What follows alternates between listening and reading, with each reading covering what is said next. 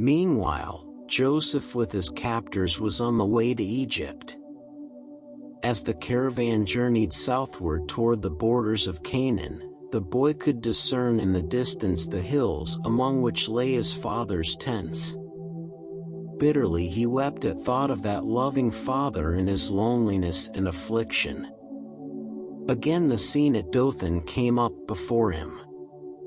He saw his angry brothers and felt their fierce glances bend upon him.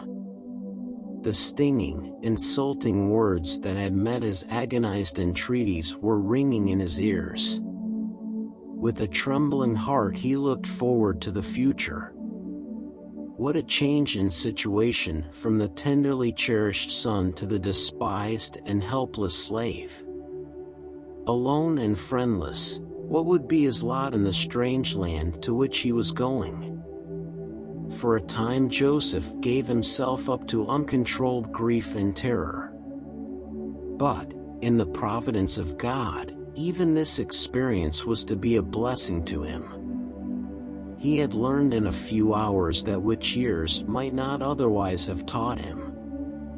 His father, strong and tender as his love had been, had done him wrong by his partiality and indulgence. This unwise preference had angered his brothers and provoked them to the cruel deed that had separated him from his home. Its effects were manifest also in his own character. Faults had been encouraged that were now to be corrected. He was becoming self-sufficient and exacting. Accustomed to the tenderness of his father's care, he felt that he was unprepared to cope with the difficulties before him, in the bitter, uncared-for life of a stranger and a slave. Then his thoughts turned to his father's God. In his childhood he had been taught to love and fear him. Often in his father's tent he had listened to the story of the vision that Jacob saw as he fled from his home in exile and a fugitive. He had been told of the Lord's promises to Jacob, and how they had been fulfilled, how, in the hour of need, the angels of God had come to instruct, comfort, and protect him. And he had learned of the love of God in providing for men a Redeemer. Now all these precious lessons came vividly before him. Joseph believed that the God of his fathers would be his God. He then and there gave himself fully to the Lord, and he prayed that the Keeper of Israel would be with him in the land of his exile. His soul thrilled with a high resolve to prove himself true to God under all circumstances, to act as became a subject of the King of Heaven.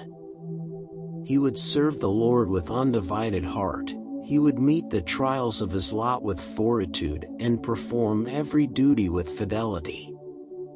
One day's experience had been the turning point in Joseph's life. Its terrible calamity had transformed him from a petted child to a man, thoughtful, courageous, and self-possessed. Arriving in Egypt, Joseph was sold to Potiphar, captain of the king's guard, in whose service he remained for 10 years. He was here exposed to temptations of no ordinary character. He was in the midst of idolatry. The worship of false gods was surrounded by all the pomp of royalty, supported by the wealth and culture of the most highly civilized nation then in existence. Yet Joseph preserved his simplicity and his fidelity to God. The sights and sounds of vice were all about him, but he was as one who saw and heard not. His thoughts were not permitted to linger upon forbidden subjects. The desire to gain the favor of the Egyptians could not cause him to conceal his principles. Had he attempted to do this, he would have been overcome by temptation, but he was not ashamed of the religion of his fathers, and he made no effort to hide the fact that he was a worshiper of Jehovah. And the Lord was with Joseph, and he was a prosperous man. And his master saw that the Lord was with him, and that the Lord made all that he did to prosper in his hand. Potiphar's confidence in Joseph increased daily, and he finally promoted him to be his steward, with full control over all his possessions. And he left all that he had in Joseph's hand, and he knew not aught he had, save the bread which he did eat. The marked prosperity which attended everything placed under Joseph's care was not the result of a direct miracle, but his industry, care, and energy were crowned with the divine blessing. Joseph attributed his success to the favor of God, and even his idolatrous master accepted this as the secret of his unparalleled prosperity. Without steadfast, well-directed effort, however, success could never have been attained. God was glorified by the faithfulness of his servant. It was his purpose that in purity and uprightness the believer in God should appear in marked contrast to the worshippers of idols, that thus the light of heavenly grace might shine forth amid the darkness of heathenism. Joseph's gentleness and fidelity won the heart of the chief captain, who came to regard him as a son rather than a slave. The youth was brought in contact with men of rank and learning, and he acquired a knowledge of science, of languages, and of affairs and education needful to the future prime minister of Egypt. But Joseph's faith and integrity were to be tested by fiery trials.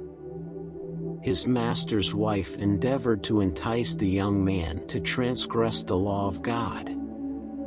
Heretofore he had remained untainted by the corruption teeming in that heathen land, but this temptation, so sudden, so strong, so seductive, how should it be met?